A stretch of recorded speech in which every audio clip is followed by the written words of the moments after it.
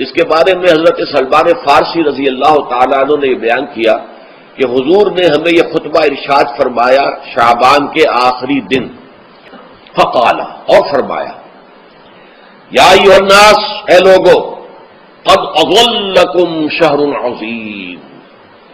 تم پر ایک عظمتوں والا مہینہ سایہ فگن ہو گیا ہے۔ ظل کہتے ہیں سائے کو، اظلکم تم پر سایہ فگن ہو گیا ہے، ایک بہت عظمتوں والا مہینہ۔ اب دیکھیں یہ وہی ہے بات جو انگریزی کے محاورے میں ہے کہ coming events cast their shadows before, آنے والے واقعات کا ایک سایہ سا پہلے سے پڑ جاتا ہے۔ تو ابھی مہینہ شروع نہیں ہوا رمضان مبارک کا، لیکن وہ آیا چاہتا ہے، تو گویا کہ اس کا ایک سایہ پہلے آ گیا ہے، جس کو حضور فرما رہے ہیں کہ تم پر سایہ کر لیا ہے ایک ایسے مہینے میں کہ جو بہت عظمتوں والا ہے۔ شہر مبارک،